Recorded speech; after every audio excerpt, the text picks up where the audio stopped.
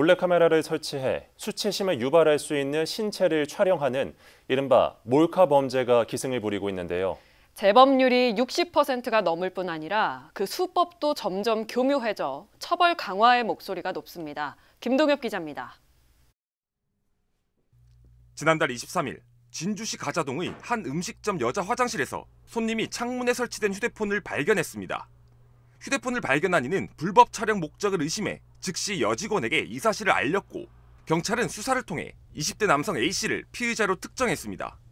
A씨는 다름 아닌 식당 업주였는데 기계를 챙긴 뒤 현장을 떠나는 등 증거인멸을 시도한 정황까지 포착됐습니다.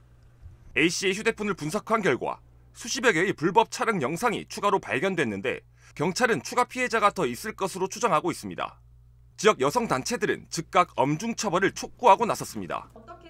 불법 촬영물이 어디에 어떻게 쓰일지 모르는 불안감으로 피해자가 큰 공포에 떨고 있다며 또 다른 증거인멸 가능성을 가진 피의자에 대한 구속 수사를 요구하고 있는 것. 초범이라서 혹은 전반적으로 이제 감형을 받는다거나 하는 경우가 굉장히 많은데 지금 벌어지고 있는 이런 문제들에 대해서 엄벌 처벌이 있어야 한다고 생각합니다.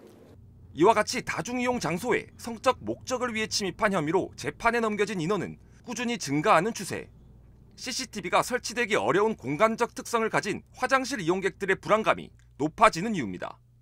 개인이 불법 촬영에 대한 경계심을 갖는 것은 물론 기관 차원의 적극적인 점검 이행이 이뤄져야 한다는 요구도 커지는 상황.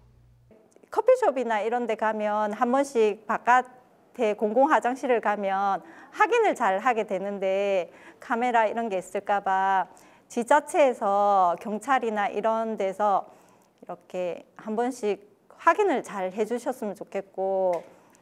법무부에 따르면 불법 촬영 범죄 재범률은 약 64%로 기타 성범죄 유형들과 비교하면 가장 높은 수준입니다.